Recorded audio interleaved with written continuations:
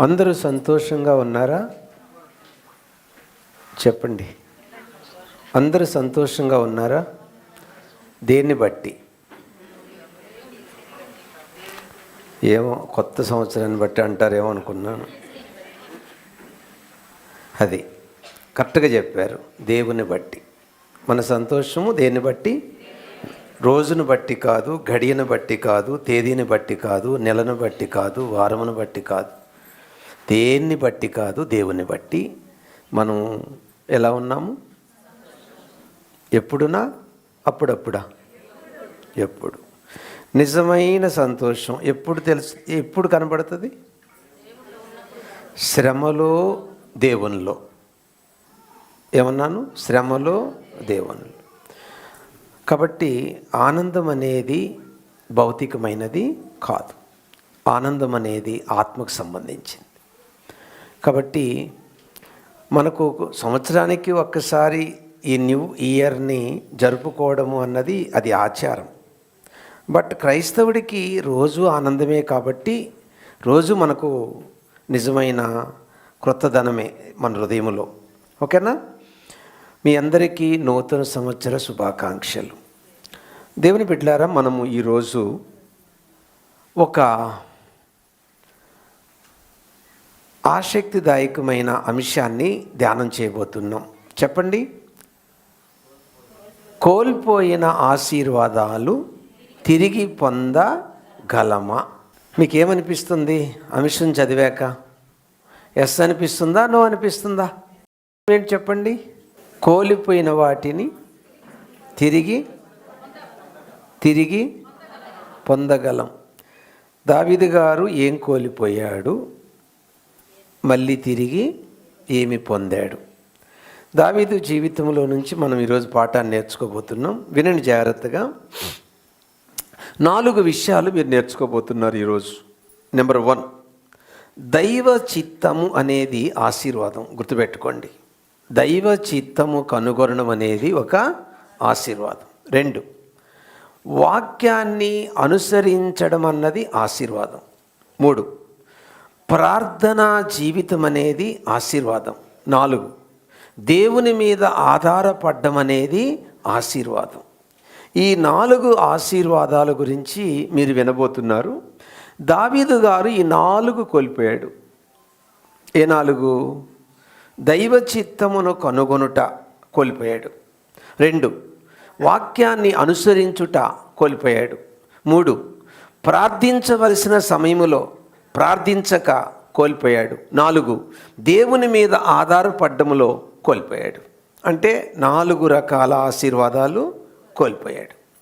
ఈ 4 రకాల ఆశీర్వాదాలు కోల్పోయిన దావీదు తిరిగి పొందుకున్నాడా లేదా అన్నది ఇప్పుడు మనం చూడబోతున్నాం. ప్రార్థన చేసుకుందాం. ప్రేమ కలిగిన తండ్రి, వాక్యం అనే రొట్టె విరచి ఆత్మకు జీవాహారంగా పెట్టి మమ్మలను సర్వ సత్యములోనికి నడిపించమని యేసుక్రీస్తు నామమున అడుగుచున్నాము తండ్రి.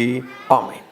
ఓకే అండి, మనము సమూయేలు మొదటి గ్రంథం 23వ అధ్యాయములో మొదట దావీదు దేవుని చిత్తాన్ని కనుగొనే అనుభవంలో ఎలా ఉన్నాడో చూపిస్తాను. ఓకే, టగటగ చూద్దాం. చదువు పాప. 2వ వచనం. సమూయేలు మొదటి గ్రంథము 23వ అధ్యాయము 2వ వచనం. అంతటా దావీదు, నేను వెళ్ళి ఈ ఫిలిష్తీయులను హతము చేయుదునా అని యెహోవా యొద్ద విచారణ చేయగా. విన్నారా? యెహోవా విన్నారా? దేవుని చిత్తాన్ని కనుగొనడములో దావీదు ఉన్నాడా లేడా? ఉన్నాడు. ఒకసారి కాదు, 2 సార్లు కాదు, పదే. ఓకేనా? 4వ వచనం. దావీదు మరలా యెహోవా యొద్ద విచారణ చేసి. మరలా అనే పదం ఉందా? మరలా అంటే పదే దేవుని యొక్క చిత్తాన్ని కనుగొనే అనుభవం దావీదుకు ఉందా లేదా? ఓకే. 12వ వచనం. కెయీలా జనులు నన్ను నా జనులను సౌలు చేతికి అప్పగించుదురా అని దావీదు మరల మనవి చేయగా. మరలా అని ఉందా? అంటే దీన్ని బట్టి మనకి ఏమర్థమైంది? ప్రతిసారి దేవుని చిత్తము తెలుసుకోవడము దావీదు యొక్క అనుభవం. ఇప్పుడు దీన్ని బట్టి ఎంత గొప్ప ఆశీర్వాదం అండి దేవుని చిత్తం తెలుసుకొని జీవించడం. మీకు ఇప్పుడు నెగటివ్ పాజిటివ్ రెండు చెప్తాను. దేవుని చిత్తాన్ని కనుగొనడం వల్ల కలిగిన లాభం ఏంటి? ఓకే, 14వ వచనం. అయితే దావీదు అరణ్యములోని కొండ స్థలముల యందును జీపు అను అరణ్యమున ఒక పర్వతమందును నివాసము చేయుచుండెను. సౌలు అనుదినము అతని వెదికినను. విన్నారా?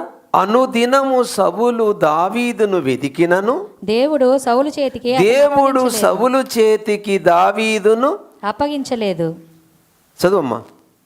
తన ప్రాణము తీయుటకై సౌలు బయలుదేరినని తెలుసుకొని దావీదు జీపు అరణ్యములో ఒక వనమున దిగెను. ఆగండి, ఇప్పుడు వినండి.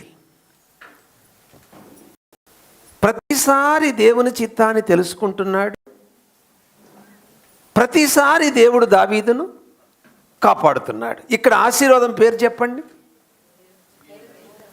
అయ్యో, అది ఓకే, దేవుని చిత్తం తెలుసుకోవడం ఆశీర్వాదం. మీనింగ్ చెప్పండి. ఇక్కడ ఏ విషయంలో ఈ ఆశీర్వాదం ఈయనకి వర్తించిందంటే కాపాడడం.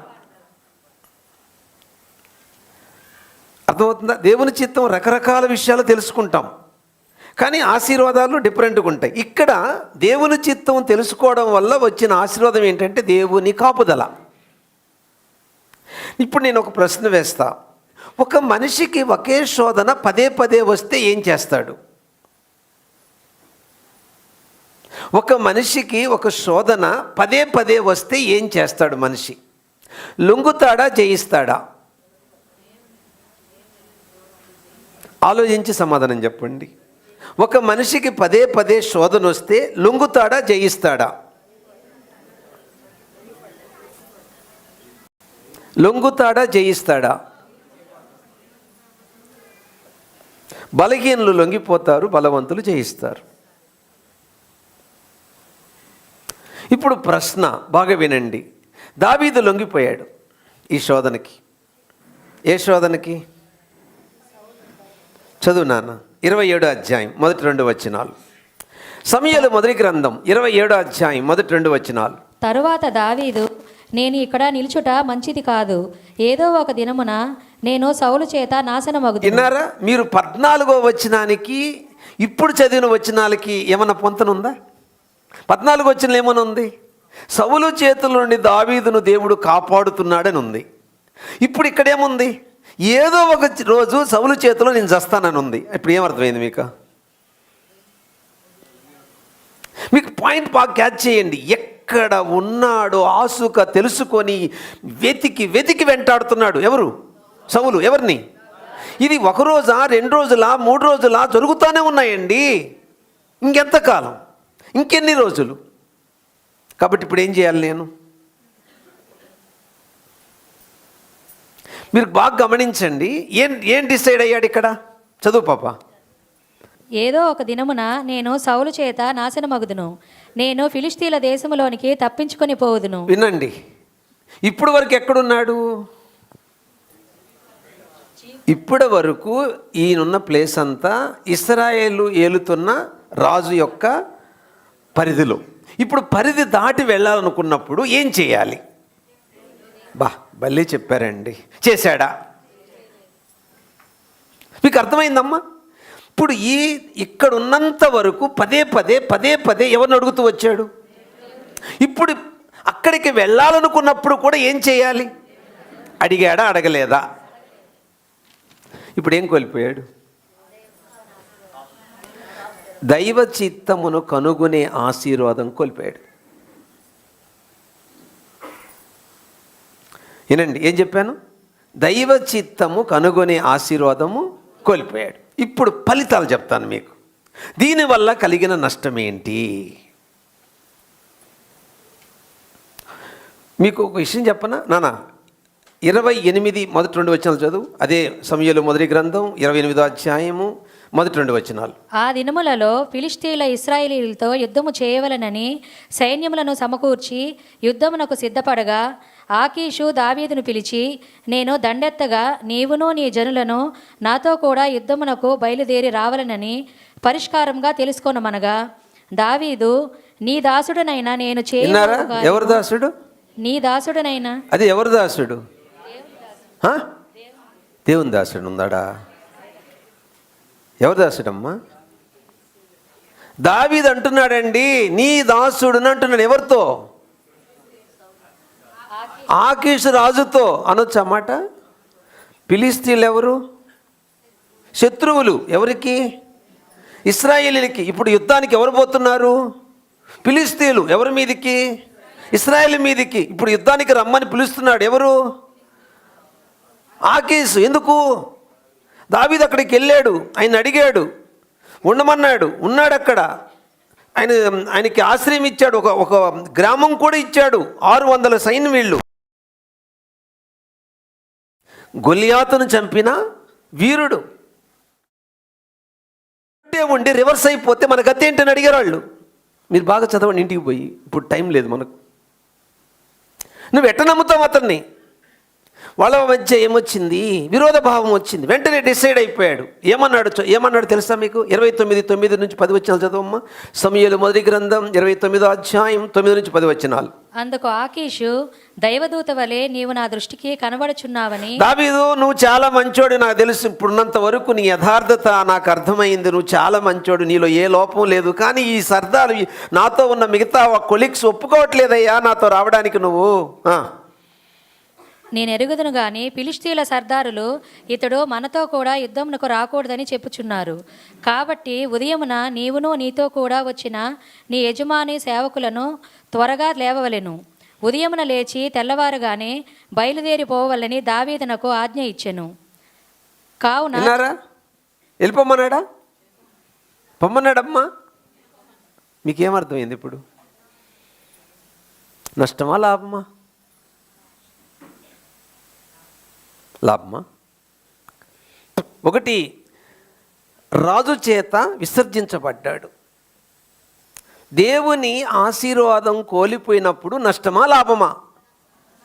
ఏంటి ఆశీర్వాదం పేరు? బోర్డు రాయలేదా? బోర్డు రాయలేదా? బోర్డు రాశారా రాయలేదా? మరేం మూత వేశారు పెళ్లి కూతురులాగా? వినండి. పాయింట్ 1, దైవ చిత్తమును ఎవరైతే కనుగొనరో వారు ఏం కోల్పోతారు? ఏంటి ఆశీర్వాదం? ఇక్కడ కాంటెక్స్ట్లో చెప్పాలి నాకు. విసర్జించబడతారు. ఎవరినైతే ఆశ్రయిస్తామో వారి నుండి మనము త్రోసివేయబడతాం. ఇంకేం కోల్పోయాడు దావీదు? 30:1-2 ఇంకేం కోల్పోయాడు? దావీదును అతని జనులను 3వ దినమందు సిక్లగునకు వచ్చిరి. అంతలో అమాలేకీయులు దండెత్తి దక్షిణ దేశము మీదను సిక్లగు మీదను పడి కొట్టి దానిని తగులబెట్టి గనులేమి అల్పులేమి అందులోనున్న ఆడువారినందరినీ చెరపట్టుకొని చంపక వారిని తీసుకొని వెళ్ళిపోయి ఉండిరి. ఏం కోల్పోయాడు? తన భార్య, దావీదుకున్న 2 భార్యలు, ఆయనతో ఉన్నటువంటి సైన్యం యొక్క భార్యలు, పిల్లలు అందరూ కోల్పోయాడు అండి. ఆస్తి అన్నీ కోల్పోయాడు. దేనివల్ల కోల్పోయాడు? దేవుని చిత్తాన్ని బాగా ఆలోచించి నిర్ణయం తీసుకోండి. మీరు మీ జీవితంలో దేవుని చిత్తాన్ని కనుగొనడంలో మీరు ఫెయిల్ అయితే నష్టమా లాభమా? అందుకని ఏం చేయాలి? శోధన వస్తుందని చెప్పి దేవుని చిత్తానికి దూరంగా నిర్ణయాలు తీసుకోవాలి కదా. మరి ఎలాగా తీసుకుంటే ఇదే జరగద్దండి, నష్టపోతాం. సరే, ఇప్పుడు బుద్ధి వచ్చిందా? ఎవరికి? నాకా? దావీదుకి అని ఎలా చెప్పగలరు మీరు బుద్ధి వచ్చిందని? 8వ 30:8 సమూయేలు మొదటి గ్రంథం 30:8.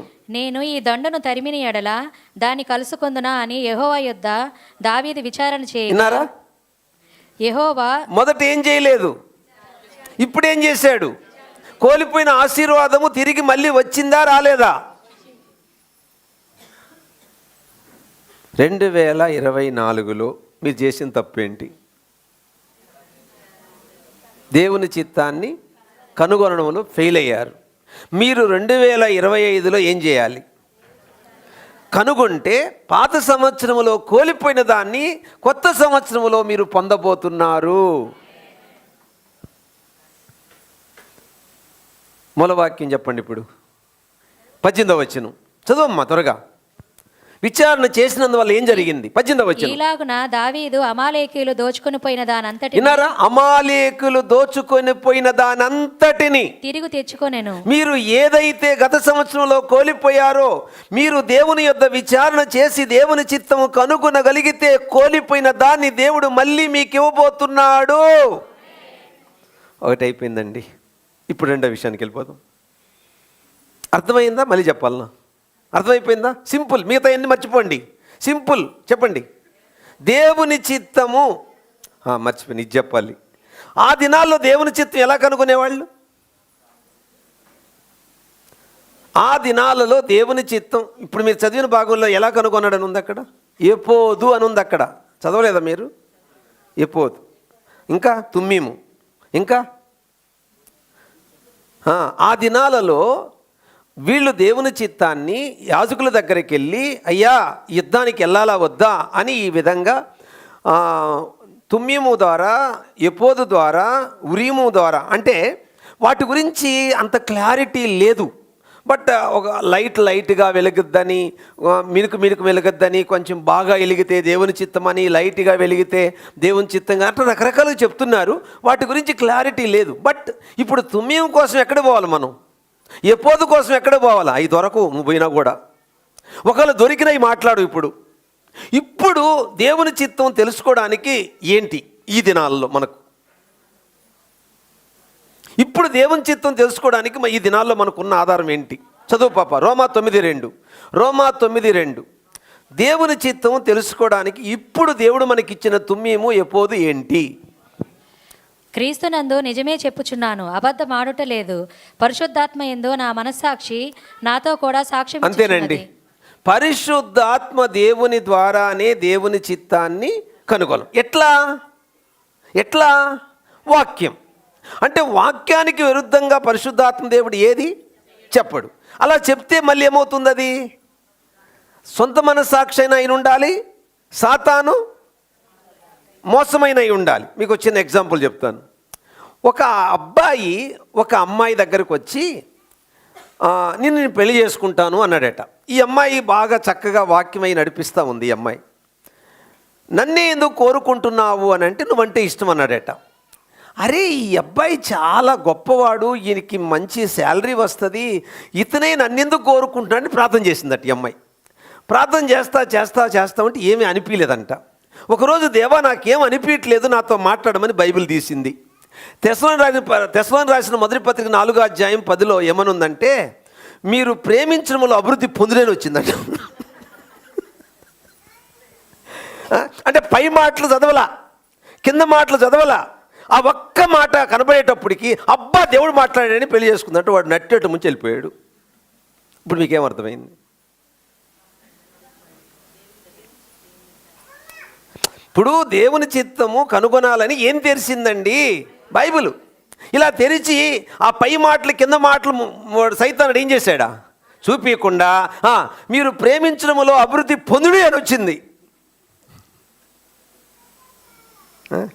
ఇంకొక ఆమె వచ్చి, బాగేనండి పాస్టర్ గారు, నేను ప్రతి నెల దేవునికి 10% ఇస్తున్నా, కానీ ఇప్పుడు 50% ఇవ్వాలనుకున్నా దేవునికి. ఎంతంట? 50. ఎందుకమ్మా అంత ఇవ్వాలనిపించింది నీకు అని అంటే, ఏం లేదండి, నేను ప్రార్థన చేయగా దేవా నీకు ఎక్కువ ఇవ్వాలంటే నాకు ఒక వ్యాపారం చూపించంటే వ్యాపారం చూపించాడు. ఏంటి వ్యాపారం అంటే సిగరెట్ల ఫ్యాక్టరీ అంట. ఏ ఫ్యాక్టరీ? సిగరెట్లు తయారు చేసే ఫ్యాక్టరీ అంట. అది ఎందుకు చూపించాడమ్మా అంటే, దేవునికి ఇవ్వాలంటే ఇప్పుడు జనాభా ఎక్కడ చూసినా వీళ్ళే కదండి ఏది స్మోక్ చేసేవాళ్ళు. కాబట్టి ఇప్పుడు ఫ్యాక్టరీ పెడితే ఏమవుతుంది? విపరీతమైన లాభం వస్తుంది. దాంట్లో 50% దేవునికి అంటే అప్పుడు ఆయన అన్నాడట దైవ సేవకుడు, ఒకవేళ దేవుని చిత్తము సిగరెట్లు ఫ్యాక్టరీ పెట్టడం అయ్యుంటే దేవుడు ముక్కులు కిందకి పెట్టాడు, గొట్టాల పైకి పెట్టుండేవాడు అన్నాడట. ఎందుకు? పొగ ఎట్టుపోతుంది అంటే సైతానుడు ఎంత డేంజర్ ఫెలో అంటే దైవ చిత్తాన్ని వక్రీకించి మనకి మోసం చేస్తాడండి.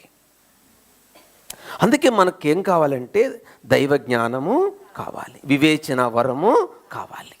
ఓకే, సో ఎవరైతే దైవ చిత్తాన్ని కనుగొనరో వాళ్ళకి నష్టం ఉంది, ఎవరైతే దైవ చిత్తాన్ని కనుగొంటారో వాళ్ళకి ఆశీర్వాదం ఉంది. మీరు గతంలో ఏమైతే కోల్పోయారు, ఏ పని చేయాలనుకున్నా మనకేం కావాలండి? నేను ఈ సేవ చేయాలా వద్దా, ఈ పరిచర్య చేయాలా వద్దా, నాకు నేను ఎమోషనల్గా నిర్ణయం తీసుకుంటే మనకు ఆశీర్వాదాలు రావు. దైవ చిత్తాన్ని కనుగొన్న వాళ్ళకి ఆశీర్వాదాలు ఉంటాయి. అయిపోయిందా? ఏమైపోయింది? నెంబర్ 2, రెండో విషయానికి వద్దాం. వాక్యాన్ని చూడండి. సమూయేలు 2వ గ్రంథం 6వ అధ్యాయం చదువమ్మా. 6-7. సమూయేలు 1వ అధ్యాయం. 1 కదరా, 1 ఏం చెప్పుందా? చదువున్నాను. 1, 2? 1 కాదు, మీకు తప్పిచ్చాను. 2. చదువమ్మా. వారు నాకోను కళ్ళము దగ్గరకు వచ్చినప్పుడు. సమూయేలు 2వ గ్రంథమేనా? 6వ అధ్యాయం 6వ వచనం. మొదటి సమూయేలు చదువు.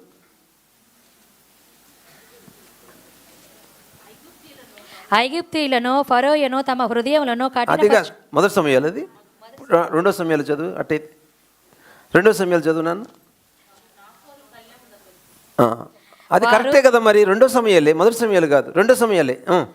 వారు నాకోను కళ్ళమ దగ్గరకు వచ్చినప్పుడు ఎడ్లకు కాలు జారినందున ఉజ్జా చేయి చాపి. ఓకే, వినండి. 2వ సమూయేలు ఇది, మొదటి సమూయేలు కాదు. మీకు ఏమి ఇచ్చాను? మొదటి సమూయేలుని ఇచ్చానా? 2వ సమూయేలుని రాసుకోండి. వినండి, ఇక్కడ మీరు గమనించండి.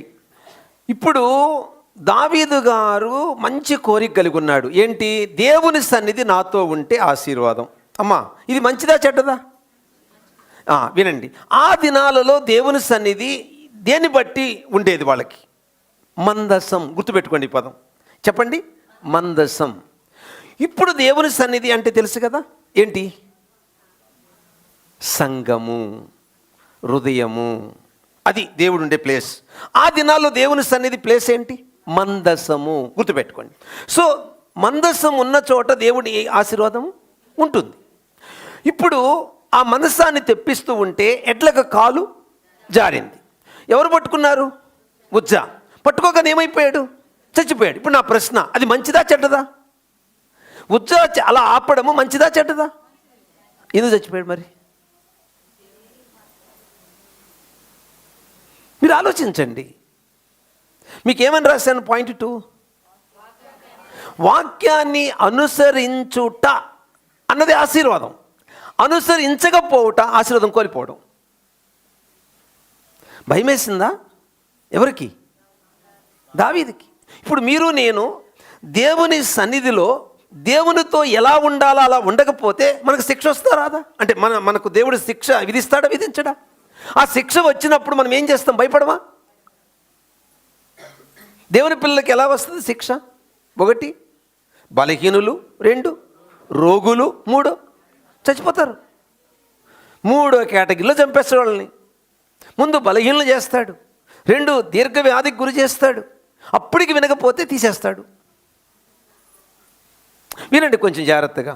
ఇప్పుడు ఈయన ఏం చేశాడు? ఎందుకు ఇలా జరిగిందని ఆలోచించాడు. భయవేసి ఇంక మనసును తీసుకోవాలా. అక్కడి నుంచి ఎక్కడ పెట్టాడు? ఒబేదేదోము ఇంట్లో పెట్టాడు. ఒబేదేదోము ఇంట్లో పెట్టగానే ఒబేదేదోముకి ఏమొచ్చింది? 11వ వచనం చదవండి. యెహోవా మందసము 3 నెలలు గిత్తీయుడగు ఒబేదేదోము ఇంట్లో ఉండగా విన్నారా? యెహోవా ఒబేదేదోమును ఆశీర్వదించాడు, ఇంటి వారినందరినీ ఆశీర్వదించాడు. ఇప్పుడు ప్రశ్న, మళ్ళీ ప్రశ్న. ఇప్పుడు ముందు ఎందుకు భయపడ్డాడు దావీదు మనసును తేవడానికి? నాకు కూడా ఆ గది పట్టద్దని. మరి ఇప్పుడు ఎందుకు మళ్ళీ ధైర్యం తెచ్చుకున్నాడు మనసును తీసుకొద్దామని? కారణం ఏంటి? ఆశీర్వాదం. బాగా వినండి, ఏం తప్పు చేశాడు ఇక్కడ? ఇక్కడ ఏమి తప్పు చేశాడు? పాయింట్ 1లో ఏం చూసాం మనం? దేవుని యొద్ద విచారణ చేయలా, అది ఆయన చేసిన తప్పు. అంటే ఏం కోల్పోయాడు? ఆశీర్వాదం. ఇప్పుడు సేమ్ థింగ్ ఇక్కడ కూడా ఏం కోల్పోయాడో మీరు గెస్ చేయాలా. దేవుని వాక్యానుసారంగా మనసును తేలా. మనకి ఎలా తెలుస్తుంది వాక్యానుసారంగా మనసును తేలేదని? 13వ వచనం చదవండి. 13వ వచనం చదవండి. ఎట్లనగా యెహోవా మందసమును మోయివారు అది ఆరేసి. ఆగరా. మందస్సము గురించి ఏం చేయాలి? చదవాలి. మీకు తెలుసు కదా, రాజుకి ఒక ప్రత్యేకమైన గ్రంథం ఉంటుంది, దాన్ని బేస్ చేసుకొని పరిపాలన చేయాలి. మీకు తెలుసు కదా, ముఖ్యమంత్రి వీళ్ళు ప్రమాణం చేసినప్పుడు ఏమంటారు?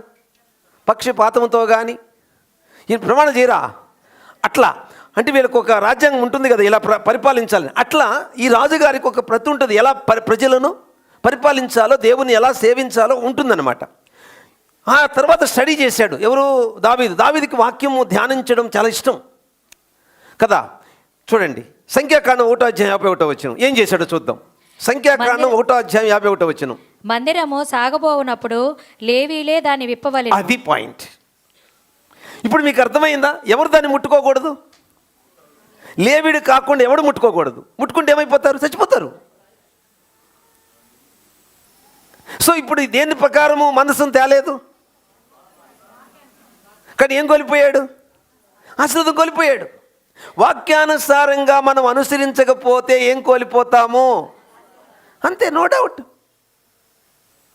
ఇప్పుడు బుద్ధి వచ్చిందా? వచ్చింది. ఏం చేశాడు? ఇప్పుడు వాక్యానుసారంగా మనసాన్ని తీసుకురావడం ప్రారంభించాడు. ఆశీర్వాదం వచ్చిందా ఇప్పుడు? మరి చెప్పండి, ఎస్ ఆర్ నో? వచ్చింది.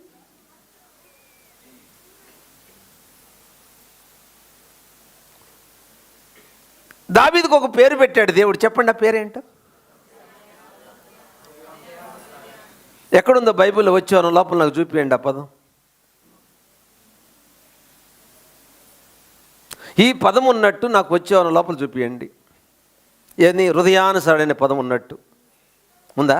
ఇప్పుడు చూపియండి. పోనీ ఉందంటున్నారుగా. అపొస్తలుల కార్యం 13:22 చదవమ్మా.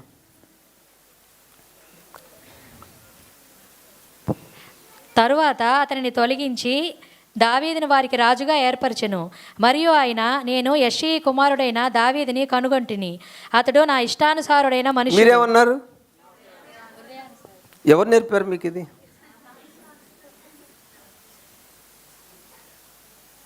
ఎవరు నేర్పారు? భూత పదం అయి ఉండొచ్చు.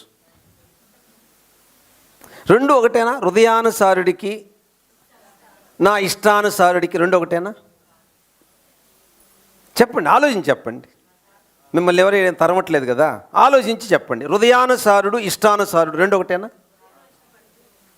వినండి, ఇక్కడ ఇష్టానుసారుడు అంటే అర్థం తెలుసా? వాక్యాన్ని అనుసరించేవాడని. దేవుడు ఏమై ఉన్నాడమ్మా? వాక్య ప్రకారం జీవిస్తే అర్థం ఏంటమ్మా? అంతే.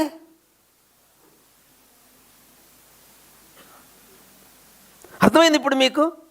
ఏమర్థమైంది? ఏం కోల్పోయాడు? ఇతనుకున్న గుణం ఏంటండి? మొదటి నుంచి వాక్యానుసారంగా జీవించే గుణం. ఇప్పుడు ఏమయ్యాడు? కోల్పోయాడు. కాబట్టి ఇప్పుడు మళ్ళీ దాన్ని కనుక్కొని ఏం చేశాడు? మళ్ళీ వాక్యానుసారంగా. అంతే. నీకు రావలసిన ఆశీర్వాదాలు కోల్పోవడానికి కారణం రెండోది ఏం చెప్పాను? జీవించకపోవడం. నా ఇష్టానుసారంగా జీవిస్తున్నా, దేవుని ఇష్టానుసారంగా జీవించట్లా. దేవుని ఇష్టానుసారం ఏంటి? Word of God. నా ఇష్టానుసారం ఏంటి? వాక్యాన్ని త్రోసివేయడం. కాబట్టి ఏం కోల్పోయాడు? తన ఇష్టానుసారమే కదండి. బండి మీద ఎవరు తెమ్మన్నారండి? పక్కన ఎవరు ఉండాలండి మనసు దగ్గర? ఇప్పుడు ఏం చేశాడు అయ్యగారు? 13వ వచనం ప్రకారం మోయేవారు అని ఉంది అక్కడ. అంటే లేవీని తీసుకొచ్చాడు కదా. ఇప్పుడు ఆశీర్వాదం వచ్చిందా రాలేదా? వచ్చింది. ఏనైనా అక్కడికి చూడండి, గుర్తుపెట్టుకోండి, వాక్యానుసారమైన జీవితము దేవుడు ఖచ్చితంగా వారిని ఆశీర్వదిస్తాడు. నెంబర్ 3, మూడో పాయింట్కి వచ్చాము ఇప్పుడు మనం. మూడోది ఏంటి? ప్రార్థన. సమూయేలు 2వ గ్రంథము 11వ అధ్యాయానికి వచ్చేటప్పటికి చూడండి, మీరు 2-3 వచనాలు గమనిస్తే సాయంకాలమున ఈయనకు ఒక గుణం ఉంది. ఈయన లైఫ్ స్టైల్ చెప్పండి ఒకసారి. కీర్తన గ్రంథం 55:17 ప్రకారం ఈయన లైఫ్ స్టైల్ చెప్పండి. చదువు పాప. 55:17 చదువు. కీర్తన గ్రంథం. సాయంకాలము, ఉదయము, మధ్యాహ్నం. ఇప్పుడు చెప్పండి ఆయన లైఫ్ స్టైల్. ఎప్పుడెప్పుడు ప్రార్థన చేసుకుంటాడు ఆయన? ఉదయము, మధ్యాహ్నము, సాయంత్రం. ఉదయము, మధ్యాహ్నం టైం లేదు, ఈ గంటలకి అని లేదు. ఉదయము, మధ్యాహ్నము, సాయంత్రం. ఇది రాజు అయినప్పటికీ, అంత బిజీగా ఉన్నప్పటికీ, బిజీ షెడ్యూల్లో ఉన్నప్పటికీ ఆయనకున్న ఒక మంచి గుణం ఏంటంటే ముమ్మారు ప్రార్థిస్తున్నాడు. ఇప్పుడు చదవండి, ఆ వాక్యాన్ని బేస్ చేసుకొని సమూయేలు 2వ గ్రంథము 11వ అధ్యాయం 2-3 వచనాలు చదవండి. ఒకానొక దినమున ప్రొద్దు కృంగు వేళ. ఆగండి. అంటే ఏ కాలం, ఏ సమయం? అది సింపుల్ ఆన్సర్. ప్రార్థించే సమయంలో ఏం చేస్తున్నాడు? వినండి, గుర్తుపెట్టుకోండి. చెయ్యవలసింది చెయ్యకపోతే చెయ్యకూడదని చేస్తాం. చెప్పండి అందరూ. చెయ్యవలసింది చెయ్యకపోతే చెయ్యకూడదని చేస్తాం. ఇప్పుడు చెప్పండి, చేయవలసింది ఏంటి? ప్రార్థన. చెయ్యకూడనిది ఏంటి? పరాయి స్త్రీతో పాపంలో పడిపోవడం.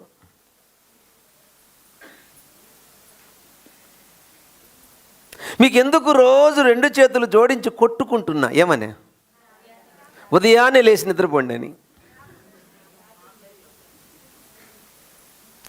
ఏ రోజైనా ఉదయాన్నే లేచి ప్రార్థన చెయ్యలేదు అంటే చేయకూడదు, చేయబోతున్నావు నువ్వు. ఉదయాన్నే లేచి చేయవలసింది చేస్తే ఆ రోజు చేయకూడదు, చేయకుండా ప్రార్థన ఆపేస్తుంది. చెప్పండి. ఉదయాన్నే లేచి చేయవలసింది నువ్వు చేస్తే చెయ్యకూడదు ప్రార్థన ఆపేస్తుంది నిన్ను.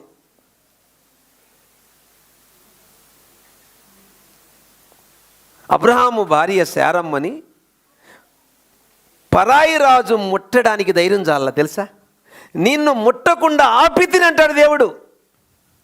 కారణం తెలుసా? అబ్రహాము చేసిన ప్రార్థన. అమ్మ వింటున్నారు జాగ్రత్తగా? చెప్పండి. ఇప్పుడు ఏం జరిగిందో? ఈ విధంగా ఉదయాన్నే లేచి సాయంకాలం నా ప్రార్థన చేయనందున ఏం జరిగింది? పాపంలో పడ్డాడా? వెంటనే ఆమె ఏం చెప్పింది? నేను కన్సీవ్ అయినని చెప్పిందా? అంటే నేను గర్భవతిని అని చెప్పిందా? ఇప్పుడు గుట్టు ఏమైంది? రట్టు కాబోతుంది. ఇంకా అవలా. ఇవి ఒకటేగా చెప్పింది, వీళ్ళిద్దరికే తెలుసు. ఇంకా బయటికి తెలిసిపోద్ది. మరి ఇది రట్టు కాకుండా ఉన్నట్టు ఏం చేయాలా? ఇప్పుడు విచారించాడు. ఇంతకీ భార్య పేరు, ఈమె యొక్క భర్త పేరు ఏంటని. ఊరి ఎక్కడున్నాడు? యుద్ధంలో. పిలవండి. వచ్చాడు. వచ్చిన తర్వాత ఏమన్నాడు? ఇంటికి పొమ్మన్నాడు. అంటే అర్థం ఏంటి? అర్థమైపోయిందా? ఈయనేమన్నాడు? సార్ అది ఎలాగా? యుద్ధము జరుగుతుండగా, మందసం అక్కడుండగా, దేవుని సన్నిధి అక్కడుండగా, ఇది భార్య భర్తల మధ్య సంతోషించే సమయమో కాదు. ఇంకేం చేయాలా? అర్థం కాల. ఇంకేం చేశాడు తెలుసా? భోజనానికి రమ్మన్నాడు. ఫుల్గా తాపిచ్చేసాడు. మొత్తంలో ఏం చేస్తారు? వెళ్ళిపోతారు కదా ఇంటికి. పోలా, అక్కడే పడుకున్నాడు. అప్పుడు ఒక లెటర్ రాశాడు యాకోబుకి. ఏమని? ఎక్కడైతే యుద్ధము బాగా జరుగుతుందో అక్కడ పెట్టి చంపేయమన్నాడు. ఎన్ని పాపాలు చేశాడు? వరుసగా చెప్పండి. వరుసగా పాపాలు చెప్పండి రా. 1 చూచుట పాపం ఉందా బైబిల్లో మాట? మోహపు చూపు ఉందా? 2 క్రియ పాపం. 3 భర్తను పిలిపించి ముందు తాపించడం పాపం. 4 నరహత్య. ఎన్ని పాపాలు జరిగిపోయినాయి చూడండి. దేనివల్ల అడగండి. ఇప్పుడు చెయ్యవలసింది చెయ్యకూడనివి, ఇదండి పాయింట్. 2024లో చేయవలసింది చేయలేకపోయారేమో, ఎన్నో అనర్థాలకు గురయ్యారేమో. కనీసం ఇప్పుడైనా చేయవలసింది చేయండి. కోల్పోయిన ఆశీర్వాదం మళ్ళీ సంపాదించుకుంటారు. చూడండి, మీరు గమనించండి. ఫస్ట్ పాయింట్ నుంచి కోల్పోయాడా? దైవ చిత్తం. సంపాదించుకున్నాడా? 2 కోల్పోయాడా? వాక్యాన అనుసరణ. మళ్ళీ సంపాదించుకున్నాడా? 3 కోల్పోయాడా? ప్రార్థన. మళ్ళీ తిరిగి సంపాదించుకున్నాడు. ఇప్పుడు ఉందా బైబిల్లో సంపాదించుకున్నట్టు? ఉందా లేదా? భయపడతారు ఎందుకు? మీకు ఆల్రెడీ రెఫరెన్స్లు ఇచ్చాను కదా, మీరు చదివారా లేదా? ఇప్పుడు చూడండి ఏం జరిగిందో వినండి. ఇప్పుడు దేవుడు నాతాను ప్రవక్తను పంపించాడు. ఎవరి దగ్గరికి? ఆయన ఏం చేశాడు? ఒక అద్భుతమైన కథ అల్లాడు. ఏమండి, రాజా ఒక బాటసారి దారిని పోతా ఉన్నాడు. రాజా అలా వెళుతూ ఈ బాటసారి ఒక గొప్ప ధనికుడి ఇంటికి వెళ్ళాడు. ఆ ధనికుడికి గొర్రెలు, మేకలు అన్నీ సమృద్ధిగా ఉన్నాయి. అతనికి ఆతిథ్యం ఇవ్వకుండా అతనికి ఎదురుగా ఇంకొక పేదవాడు ఉన్నాడు. వాళ్ళ ఇంట్లో ఒక ఆడగొర్రె పిల్ల ఉంది. ఆ ఆడగొర్రె పిల్ల వాళ్ళు ముద్దులాడుతూ ఆ ఇంట్లో ఒక గిన్నెలోనే తింటూ తాగుతూ అలా ఉంది పరిస్థితి. అటువంటి ఆ ఆడగొర్రె పిల్ల మాత్రమే తెచ్చి ఇతనికి ఆతిథ్యం ఇచ్చాడు. అనగానే ఏమన్నాడు తెలుసా? యెహోవా జీవముతోడు అట్టి మనుష్యుడు మరణమునకు పోతాడు. కోపం వచ్చిందా? దీన్ని బట్టి దావీదు మనసు మీరు అర్థం చేసుకోండి. దేవుడికి ఇష్టమైన వ్యక్తే, బట్ ఏమైపోయాడు? పాపానికి లొంగిపోయాడు. అది నేను మీకు చెప్పేది. ఎవరైతే దేవునిలో బాగా ఎదుగుతున్నారో వాళ్ళ మీదే సైతానుడు కన్ను. నామకార్థ క్రైస్తవుల జోలి కూడా పోడు. ఎందుకంటే వాడి రాజ్యాన్ని కూడా పోతారు కాబట్టి. నిజమైన క్రైస్తవులు ప్రార్థనా పరురాలైతే, ప్రార్థనా పరుడైతే, దేవుని కొరకు బ్రతికే వాళ్ళైతే 24 గంటల కన్ను వాళ్ళ మీదే ఉంటుంది, గోరికాడు నక్కలా కాసుకొని. అందుకే ఎవడైనా నిలబడి ఉన్నాననుకున్నవాడు పడిపోకుండా జాగ్రత్తగా చూసుకోండి. ఇప్పుడు కొంచెం జాగ్రత్తగా వినండి. ఈ మాట అన్న వెంటనే 51వ కీర్తన రాశాడండి. ఆ మనుష్యుడవు నీవే అన్నాడు. ఎవరు? నాతాను ప్రవక్త. ఎవరితో? దావీదుతో. అప్పుడు 51వ కీర్తన రాశాడు. ఎలా రాశాడు చూడండి ఒకసారి 51వ కీర్తన. దేవా నీ కృప చొప్పున నన్ను కరుణింపు. ఇక ఇప్పుడు అతనికి క్షమాపణ దొరకాలంటే ఆధారం ఏముందండి? న్యాయం పోయింది. ఇప్పుడు మీరు చెప్పండి, ఒక పురుషుడు పరాయి స్త్రీకి ఇలాంటి అన్యాయం చేస్తే ధర్మశాస్త్రం ప్రకారం ఏం చేస్తారు? ఆ పురుషుడిని, ఆ స్త్రీని, ఇద్దరిని. ఇప్పుడు దావీదుని ఏం చేయాలా? అదే సామాన్యుడు చేస్తుంటే ఏం చేస్తుండేవాళ్ళు? ఇప్పుడు దావీదుని ఎందుకు చంపలేదు రాళ్ళతో కొట్టి? చెప్తా, తొందరపడకండి, వినండి. మీకు సీక్రెట్ చెప్తా, వినండి. ఇప్పుడు బాగా థింక్ చేయండి, ఆలోచించండి, మీకు ఆన్సర్ వస్తుంది. సమూయేలు 2వ గ్రంథం 12వ అధ్యాయం 13వ వచనం. నేను పాపం చేసి తినని దావీదు నాతానుతో అనగా. ఆన్సర్ చూడండి. నాతాను పాపం ఒప్పుకున్నాడా? రిపెంటెన్స్ పొందాడా? ఇప్పుడు దేవుడు ఏమి ఇచ్చాడు? ఆన్సర్ చూడండి. నాతాను నీవు చావకుండునట్లు యెహోవా నీ పాపమును పరిహరించెను. విన్నారా? మీదకి ప్రేరేపణ చేసి నీవు పోయి ఇశ్రాయేలు వారిని, యూదా వారిని లెక్కించుమని అతనికి. ఇక్కడ ఏం కోల్పోయాడు? దేవుని మీద. ఇప్పుడు వరకు ఎవరి మీద ఆధారపడి యుద్ధాలు చేశాడు? ఎవరి మీద ఆధారపడి గెలిచాడు? ఎవరి మీద ఆధారపడి ఈ స్థితికి వచ్చాడు? ఇప్పుడు ఎవరి మీద ఆధారపడాలా? ఇప్పుడు ఎవరి మీద ఆధారపడ్డాడు? ఇప్పుడు యోవాబుని పిలిపించాడా? మన సైన్యం ఎంతో లెక్కేయమంటే అర్థం చెప్పండి సార్. డబ్బు పెరిగితే, డబ్బు గర్వం సంగతి పక్కన పెడదాం, మళ్ళీ గర్వం దగ్గరకు వస్తా. అప్పుడు దేవుని మీద ఆధారపడతాడు మనిషి. పదవి పెరిగితే, అన్నం పెరిగితే ఇష్టంటారు ఏంటి నాన్న? అన్నాన్ని నమ్ముకోవట్లేదా?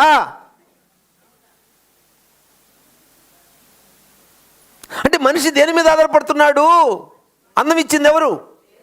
ఉద్యోగం ఇచ్చింది ఎవరు? డబ్బు ఇచ్చింది ఎవరు? ఇల్లు ఇచ్చింది ఎవరు? ఆరోగ్యం ఇచ్చింది ఎవరు? ఆస్తి ఇచ్చింది ఎవరు? అప్పుడు ఎవరి మీద ఆధారపడాలా? మరి ఎందుకు మనిషి దేవుని పక్కన పెట్టేస్తాడు పోయే కాలం దగ్గరికి వచ్చి? అవునా కదా? ఇప్పుడు అదే మీరు చూడబోతున్నారు. ఇప్పుడు ఆ తప్పుకి 70,000 మంది చచ్చిపోయారండి. దేవుడు కోపం వచ్చేసిందండి బాబు. ఎంత కోపం వచ్చిందో తెలుసా? పాప 13 వచ్చింది, చదవరా. 24:13. రే మైక్ ఏమైందిరా? కావున గాదు దావీదు వద్దకు వచ్చి ఇట్లని సంగతి. గాదు అనే ప్రవక్త ద్వారా దేవుడు ఏమన్నాడు తెలుసా? దావీదు 3 ఆప్షన్లు ఎదుటి పెడుతున్నాడు దేవుడు. నెంబర్ 1, నీవు నీ దేశమందు 7 సంవత్సరాలు క్షామం కలుగుటకు కరువు వస్తుందయ్యా. 2, 3 నెలలు నిన్ను తరుముచున్న నీ శత్రువులు తరుముతారయ్యా. 3 రోజులు నీ దేశమందు 3 దినాలు తెగులు వస్తుంది. ఏం కావాలి కోరుకోమన్నాడు. ఆగండి, మీకు అర్థమైందా? నెంబర్ 1 7 సంవత్సరాలు. నెంబర్ 2 3 నెలలు శత్రువులు నేను తరుముతారు. 3 నీకేమొస్తుంది? తెగులు. ఇప్పుడు ఆలోచించాడు అయ్యగారు. ఏం ఆలోచించాడు? చదవరా, ఆన్సర్ చెప్పరా. దావీదు జనులను నాశనం చేసిన దూతను కనుగొని యెహోవాను ఇలాగ ప్రార్థించెను, చిత్తగించుము, పాపం చేసిన వాడు నేనే. అక్కడికి ఎందుకు వెళ్తున్నావు పాప? అప్పుడే అక్కడికి వెళ్ళకున్నానా? ఇది ఆన్సర్ కావాలి. ఇప్పుడు ఏ నిర్ణయం తీసుకున్నాడు దావీదు? ఆయన పెట్టాడు, అయ్యా 7 సంవత్సరాలు కరువు వస్తుంది, 3 నెలలు శత్రువులు నిన్ను తరుముతారు, 3 రోజులు తెగులు వస్తుంది. ఈ 3 నీకేం కావాలంటే నువ్వు చేసిన తప్పుకి ఏం చేశావు? ఈ తప్పు. అందుకు దావీదు నాకేమీ తోచుకున్నది. ఏమీ తోచుకున్నది? గొప్ప చిక్కు అయోమయంలో పడిపోయాను, ఏ నిర్ణయం తీసుకోవాలో అర్థం కావట్లా. చదువురా. గొప్ప చిక్కులలో ఉన్నాను, యెహోవా బహువాత్సల్యత గలవాడు గనుక. అది మనుషులు. మీకు అర్థమైందా? నేను మనుషుల చేతిలో పడ్డం కంటే ఎందుకు? మనుషులకి ఏముండదు, దయ కనుకరం ఏముండదు, నరికేయడమే, పొడి చేయడమే. అదే ఆయన చేతిలోకి వెళ్ళి ఆయన కొడతా ఉన్నాడు. ఇప్పుడు తల్లిదండ్రుల బిడ్డలు ఏం చేస్తారు? నన్ను కోపం వస్తే కొడతారు. ఆ కొట్టేటప్పుడు అమ్మ అమ్మ అని ఆడుస్తుంటే ఒక పక్క ఏముంటుంది లోన? అయ్యో పాపం. ఎంత ఎంత అద్భుతంగా థింక్ చేశారు చూడండి. ఆలోచించండి ఒకసారి.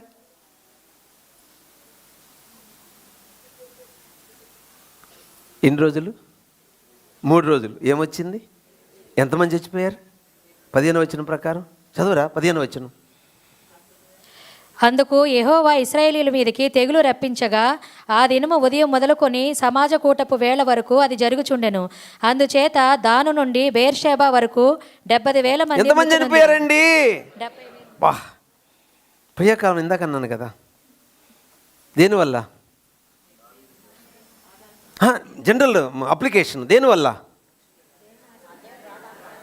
దేవుని మీద, డబ్బు మీద ఆధారపడితే పోద్ది. ఉద్యోగం మీద ఆధారపడితే పోద్ది. పదవి మీద ఆధారపడితే పోద్ది. నువ్వు దేని మీద ఆధారపడతావు అది పోద్ది. అంతే దాని అర్థం? చెప్పండి. మరి పడకూడదా?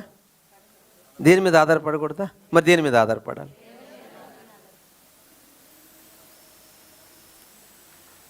ఇప్పుడు పడ్డాడా దేవుని మీద అని ఎలా తెలిసింది? ఇప్పుడు చదవరా 17వ వచనం. దావీదు జనులను నాశనము చేసిన దూతను కనుగొని యెహోవాను ఈలాగు ప్రార్థించెను, చిత్తగించుము, పాపం చేసిన వాడును నేనే. తప్పు చేసింది ఎవరు? పాపం అమ్మాయికి ప్రజలు. వీళ్ళేం చేశారు? దేవా నన్ను చంపేయి అన్నాడన్నమాట. నన్ను శిక్ష ఏమన్నాడు రా? దుర్మార్గముగా ప్రవర్తించిన వాడును నేనే. విన్నారా? గొర్రెల వంటి వీరేమి చేసిరి? నన్నును నా తండ్రి ఇంటి వారిని శిక్షించు. అది ఏమొచ్చింది ఇక్కడ? దేవుని మీద ఆధారపడ్డం అండి. దేవుని మీద ఆధారపడుతున్నాడు మళ్ళీ. పాప 18వ వచనం చదవరా. దేవుడిచ్చిన సలహా. ఆ దినమున గాదు దావీదు వద్దకు వచ్చి, నీవు పోయి యెబూసీయుడైన అరౌనా యొక్క కళ్ళెములో, అరౌనా కళ్ళము దగ్గర ఏం చెయ్యి? యెహోవా నామమున ఒక బలిపీఠం కట్టు. దేవుని కోపం ఎలా చల్లారద్దమ్మా? యేసు క్రీస్తు బలి. అప్పుడు వాళ్ళకి అదిలేండి. ఇప్పుడు యేసుక్రీస్తు బలి తప్ప ఇంకేది లేదండి. దేవుని కోపం చల్లారాలంటే, మన మీద దేవుని కోపం వచ్చినప్పుడు ఆయన చల్లంటే రాత్రి అంతా ఏడవడమే. అయ్యా నేను ఈ విషయంలో నేను బాధ పెట్టాను, నేను నా మీద ఆధారపడ్డాను, నీ మీద ఆధారపడలేకపోయాను, ఇన్ని తప్పులు చేశాను, ఇన్ని పొరపాట్లు చేశాను, నన్ను కనికరించని ఏడిస్తే అప్పుడు దేవుని కోపం చల్లారుద్దండి. ఇంకేరే మార్గం లేదండి మనకు. ఆశీర్వాదం వచ్చిందా మరి? Yes sir no? ఆశీర్వాదం వచ్చిందా? మీరు మొదటి నుంచి గమనించండి. ప్రతి దాంట్లో కోల్పోయాడు, వచ్చింది, కోల్పోయాడు, వచ్చింది, కోల్పోయాడు, వచ్చింది. ఇప్పుడు లాస్ట్ పాయింట్. కోల్పోయాడా? ఏం కోల్పోయాడు? దేవుని మీద ఆధారపడడం అనేది ఆశీర్వాదం అండి. మీకు ఎన్నోసార్లు చెప్పాను. ఇప్పుడు అది కోల్పోయాడు కదా, మళ్ళీ వచ్చిందా రాలేదా ఎలా చెప్పగలరు? దినవృత్తాంతములు 2వ గ్రంథం 3వ అధ్యాయం 1వ వచనం. తరువాత సొలొమోను యెరూషలేములో తన తండ్రి అయిన దావీదునకు యెహోవా ప్రత్యక్షమైనప్పుడు మోరియా పర్వతమందు దావీదు సిద్ధపరిచిన స్థలమున, యెబూసీయుడైన ఒర్నాను కళ్ళమందు దావీదు ఏర్పరిచిన స్థలమున. విన్నారా? ఏ కళ్ళము? ఏ కళ్ళం? ఒర్నాను కళ్ళము. వర్ణ. ఇందాకేం చూసాం? అరవునా వర్ణ రెండు ఒకటేనా? Yes or no? చెప్పండి అమ్మా. వేరు వేరా? రెండు ఒకటేనా? ఒకటే. అవునమ్మా, మోరియా పర్వతం. ఇప్పుడు ప్రశ్న వినండి. ఎక్కడైతే దేవా నా మీద నేను ఆధారపడినందువల్ల నాశనం అయిపోయాను, నా ప్రజలు కోల్పోయాను, నా బలము కోల్పోయాను, నా శక్తి కోల్పోయాను, నేను అన్నీ కోల్పోయాను, నువ్వే నాకు దిక్కు అంటే దేవుడు అన్నాడు, అక్కడ ఏం కట్టమన్నాడు? బాలి. ఆ ప్లేస్లో ఇప్పుడు ఏముంది? ఆ ప్లేస్లో ఇప్పుడు ఏముంది? మసీద్ ఉంది. కానీ సొలొమోను ఏం కట్టాడు? మందిరం కట్టాడు.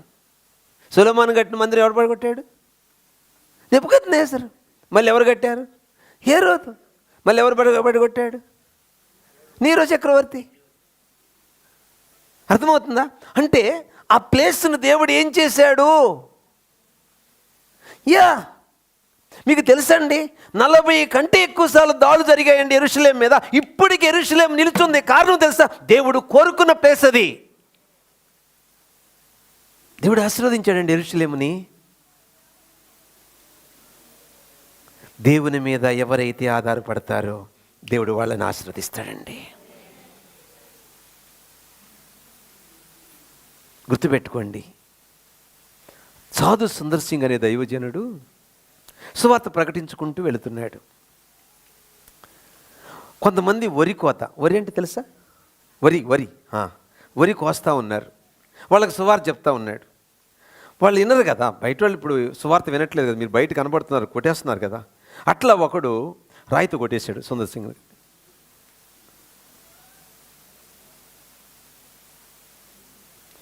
అర్థమైందా? ఎవరైతే కొట్టారో వాడికి విపరీతమైన కడుపు నొప్పి వచ్చి తల అక్కడికక్కడే తనకలాడిపోయాడు. అప్పుడు ఈయన వెళ్ళి ప్రార్థన చేస్తే చెప్పండి బాగైంది. నువ్వు రెస్ట్ తీసుకొని సాధు సుందర్ సింగ్ గారు ఆ యజమానికి నష్టం కలగకూడదని కొడవలు తీసుకొని కోసాడు, వరి కోసాడు.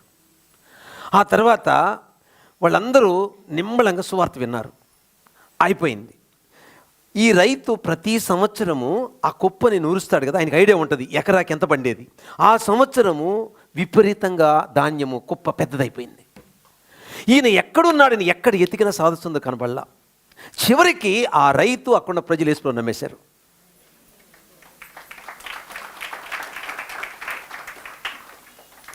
సరే, మనము దేవుని మీద ఆధారపడిన విషయము ఇతరులు చూసి దేవుని వైపు తిరుగుతారు. ఈ 4 పాయింట్స్ని అలాగే తీసుకురండి. 2025లో మీరు దీవించబడాలి. అయితే షరతు, బైబిల్లో షరతు లేకుండా ఏమి లేదు. మీ కష్టాలు పోవాలంటే, మీ అప్పులు పోవాలంటే, మీకు ఉద్యోగం రావాలంటే ఈ ఆప్షన్ బైబిల్ ఎక్కడ లేవు. బైబిల్లో ఉన్న ఒకే ఒక ఆప్షన్, షరతు మీద ఆశీర్వాదం. ఈరోజు 4 షరతులు మీ ముందు పెట్టాడు దేవుడు. ఏంటి 4 షరతులు? దేవుని చిత్తాన్ని కనుగొనడం అలవాటు చేసుకోండి, ఆశీర్వాదం మీ వెనవంటే ఉంటుంది. 2, వాక్యాన్ని అనుసరించడం అలవాటు చేసుకోండి, ఆశీర్వాదం మీ వెన్నవంటే ఉంటుంది. 3, ప్రార్థించడం, ఉదయాన్నే లేచి ప్రార్థనతో దినచర్యను ప్రారంభించండి, దేవుని ఆశీర్వాదం మీ కుటుంబాల మీద నిలిచి ఉంటుంది. 4, ప్రతిరోజు దేవుని మీద ఆధారపడడం నేర్చుకోండి. అందుకే మా అనుదిన ఆహారము అని ప్రార్థన ఎందుకు చేస్తాం? Depend on God. ఓకేనా? నీకు జ్ఞానం ఉండొచ్చు, జ్ఞానం మీద ఆధారపడొద్దు. నీకు తెలివి ఉండొచ్చు, తెలివి మీద ఆధారపడొద్దు.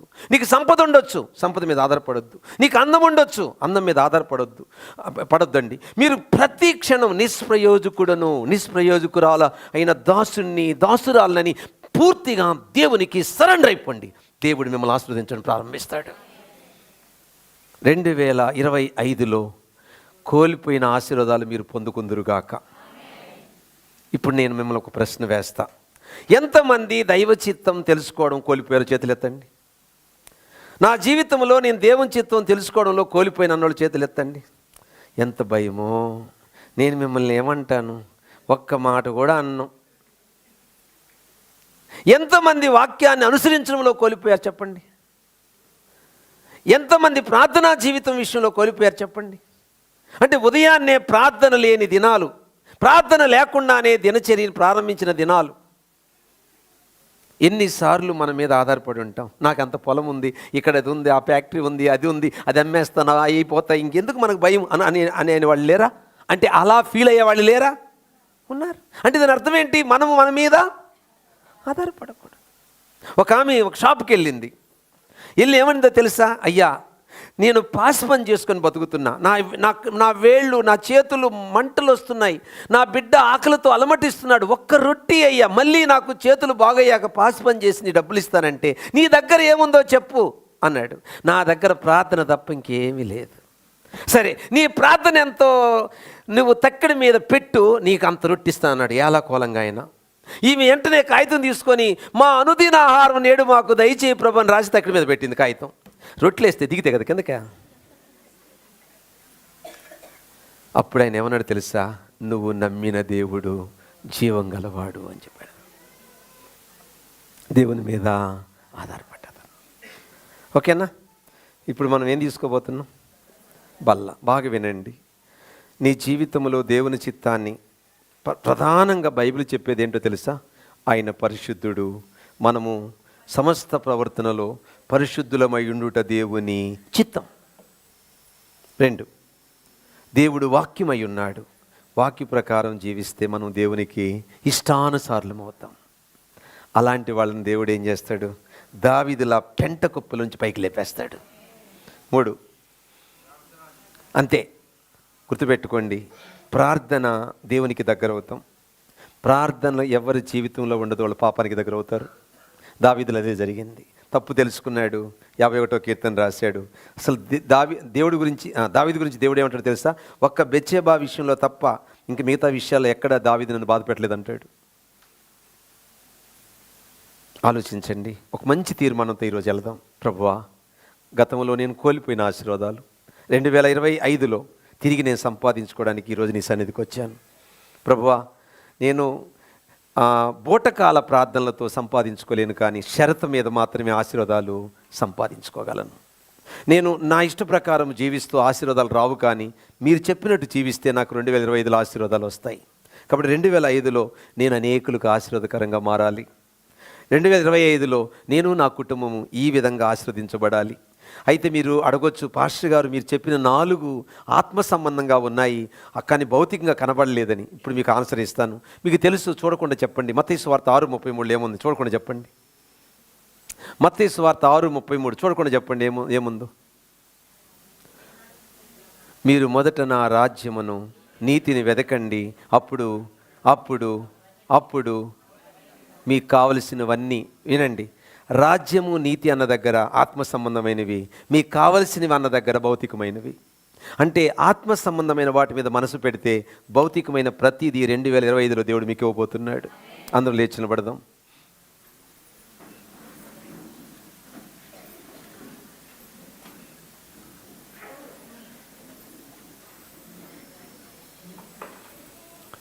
అందరం కలిసి కాసేపు ప్రార్థన చేద్దాం. ప్రభువా, 2025లో అడుగు పెట్టడానికి కృప చూపించావు. మాకంటే మహనీయులు, భాగ్యవంతులు, అందసందాలు కలిగిన వారు ఎందరో లోకాన్ని విడిచి వెళ్ళిపోయారు. మాలో ఏ యోగ్యత, ఏ మంచితనము లేదు. కేవలం నీ దయ, కరుణ, కటాక్షము తప్ప మరొకటి కాదు. నేను బ్రతుకున్నానంటే నీ దయ, నేను జీవిస్తున్నానంటే నీ దయ, నేను ఇలా సజీవ లెక్కలో ఉన్నానంటే నీ దయ. దావీదు తన జీవితంలో 4 రకాల ఆశీర్వాదాలు కోల్పోయాడు, తిరిగి 4 సంపాదించుకున్నాడు. నేను ఏం కోల్పోయానో నీకు తెలుసు, నాకు తెలుసు. కాబట్టి తిరిగి సంపాదించుకునే ఒక భాగ్యము, అవకాశము, సమయము నాకు ఇచ్చారు. కాబట్టి 2025లో ఇవి సంపాదించుకునేలాగా నీ కృప నాకు ఇమ్మని అందరూ ఒక్క 2 నిమిషాలు ప్రార్థించండి ప్లీజ్. ప్రభు బలలో చేయబోతున్నాం. త్వరగా చేయండి. ఒక 2 minutes. కోల్పోయిన వాటిని తిరిగి సంపాదించుకునే భాగ్యం ఇమ్మని యేసయ్యను అడగండి.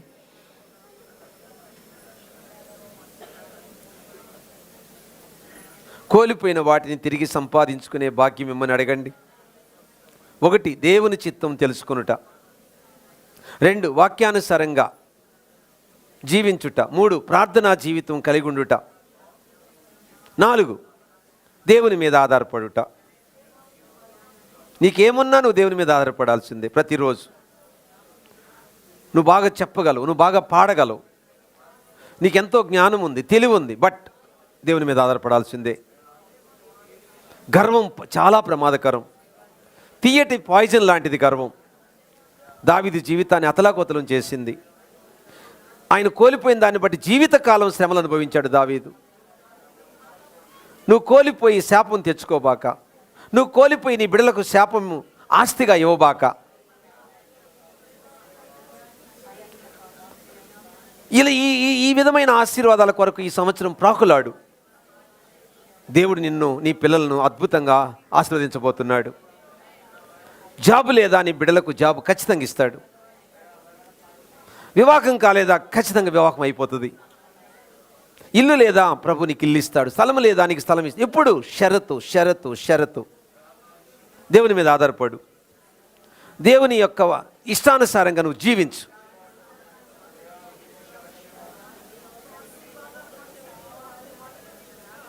దైవ చిత్తము కనుగొనడం అనేది గొప్ప ఆశీర్వాదం. వాక్యాన్ని అనుసరించి బ్రతకడం గొప్ప ఆశీర్వాదం. ఎడతెగక ప్రార్థించడం గొప్ప ఆశీర్వాదం. మాటికి దేవుని మీద ఆధారపడడం గొప్ప ఆశీర్వాదం. దాంతోపాటు భౌతికంగా కూడా దేవుడు నిన్ను ఆశీర్వదించబోతున్నాడు. భౌతికంగా కూడా నిన్ను దీవించబోతున్నాడు. ప్రభువుకు చెప్పు, ప్రభువా, దావీదులాగా నేను ఏం కోల్పోయాను? దావీదు కోల్పోయినవి తిరిగి సంపాదించుకున్నాడు. 2025లో నేను కోల్పోయిన వాటిని తిరిగి సంపాదించుకునే ఒక అవకాశం నాకు ఇచ్చావు. నేను దీని విషయంలో సద్వినియోగం చేసుకునే మనసు నాకి. సమయాన్ని పోగొట్టుకోకుండా ఇప్పుడైనా ఈ శ్రేష్టమైన 2025ని తిరిగి సంపాదించుకోవడానికి సువర్ణ అవకాశం నాకు ఇచ్చావు. ఈ శ్రేష్ఠ జీవితం, ఈ కొద్ది జీవితం రేపు మాది కాదు. ఏ క్షణంలో ఏం జరుగుతుందో తెలియదు. ఎంతోమంది లోకాన్ని విడిచి వెళ్ళిపోయారు. వాళ్ళకంటే మేము మంచి వాళ్ళం కాదు. నీ దయ వల్ల బ్రతికున్నాం, నీ కృప వల్ల బ్రతికున్నాం, సజీవ లెక్కలో ఉన్నాం. మాకంటే మహనీయులు చనిపోయారు, భాగ్యవంతులు చనిపోయారు. మేము సజీవ లెక్కలో ఉన్నామంటే నీ దయ, నీ కృప, నీ కనికరము. ఎంతోమంది ఆకలితో అలమటించే వాళ్ళు ఉన్నారు, కానీ మాకు అన్నం దొరుకుతుంది. ఎంతోమంది వస్త్రహీనులు ఉన్నారు, మాకు బట్టలు ఇచ్చావు. ఎంతోమంది ఇల్లు లేక ఎక్కడో జీవిస్తున్నారు ఎడారిలో, కానీ మాకు ఇల్లు ఇచ్చావు. ఎంతోమంది హాస్పిటల్లో రాత్రింబగళ్ళు దీర్ఘవ్యాధులతో అల్లాడుతున్నారు, మాకు ఆరోగ్యం ఇచ్చావు. మేము ఏ పార్టీ వాళ్ళము? వాళ్ళకంటే మంచి వాళ్ళం కాదే. మేము నీ కృప వల్ల బ్రతుకుతున్నామయ్యా, నీ దయ వల్ల బ్రతుకుతున్నామయ్యా, నీ కనికరం వల్ల బ్రతుకుతున్నామయ్యా. ఇది గుర్తించకపోతే మాకు పుట్టగతులు ఉండవయ్యా. నీ మీద ఆధారపడడం నేర్పించయ్యా, నీ చిత్తం తెలుసుకోవడం నేర్పించయ్యా. నీ చిత్తాన్ని నా ప్రార్థన మార్చదు, నా ప్రార్థన నీ చిత్తాన్ని కనుగొంటుందయ్యా. అందుకే మా ప్రార్థన జీవితం అవసరమయ్యా. మీరేమో పదే పదే చెప్తున్నారు, కానీ ఈ శరీరాన్ని నలగొట్టుకోలేక ఓడిపోతున్నామయ్యా. లోబడే మనసు మాకి అయ్యా. ఈ విధంగా ప్రార్థనా జీవితం కలిగిన ఇచ్చే ఆశీర్వాదానికి వారసులవుటకు నీ కృప మాకు దయచేయయ్యా. ప్రభు బలలో చేయవేయబోతున్న నేను నీ బిడ్డలు నైనా మమ్మల్ని మేము పరీక్షించుకుంటున్నాము యేసయ్యా. మా హృదయాన్ని మేము పరిశీలించుకుంటున్నాము. మాకు మేమే తీర్పు తీర్చుకుంటే లోకంతో పాటు మాకు శిక్ష లేదని చెప్పావు యేసయ్యా. కాబట్టి నేను నీ పిల్లలు ప్రభు బలలో చేయేస్తుండగా ఇంకా ఇంకా లోపము బలహీనత ఎక్కడుందో నీ అగ్నితో వాటిని కాల్చి లాయపరిచేసయ్యా. పవిత్రతలో, పరిశుద్ధతలో, నీతిలో నేను నీ పిల్లలు ఎదగాలేసయ్యా. నువ్వు పరిశుద్ధుడు వేసయ్యా. మాట, ఊహ, ఆలోచన, తలంపులు ఎక్కడ లోపమున్నా నువ్వు తట్టుకోలేవేసయ్యా. అంతగా నీవలే మేము రూపాంతరము చెందుదుముగాక. మా లోపాలు సమాధైపోవునుగాక, మా బలహీనతలు సమాధైపోవునుగాక. నువ్వు ఆశించినట్టు మేము బ్రతుకుదుముగాక, నువ్వు కోరినట్టు మేము జీవించుదుముగాక. ఇలాగ నీ కృపలో నేను నీ బిడ్డలు వర్ధిల్లుదుముగాక. ఈ మనవులు యేసునామమున అడుగుచున్నాము తండ్రి. మీకున్న ప్రతి అవసరత తండ్రి తీర్చునుగాక. జాబు లేని బిడ్డలకు దేవుడు ఈ సంవత్సరం జాబు దయచేయునుగాక. స్థలము లేని బిడ్డలకు ఈ సంవత్సరం దేవుడు స్థలము దయచేయునుగాక. గర్భఫలము లేని బిడ్డలకు దేవుడు గర్భఫలము దయచేయునుగాక. భార్యాభర్తల మధ్య సమాధానం లేని బిడ్డలకు భార్యాభర్తల మధ్య సమాధానం కలుగునుగాక. విడిపోయిన భార్యాభర్తలను దేవుడు ఐక్యపరచునుగాక. బిడ్డల చదువుల్లో దేవుడు జ్ఞానం ప్రసాదించునుగాక. అప్పులు ఊబి నుండి దేవుడు విడిపించునుగాక. దీర్ఘ వ్యాధుల నుండి దేవుడు విడుదల దయచేయునుగాక. మీ శరీర రుగ్మతలు తొలగిపోవునుగాక.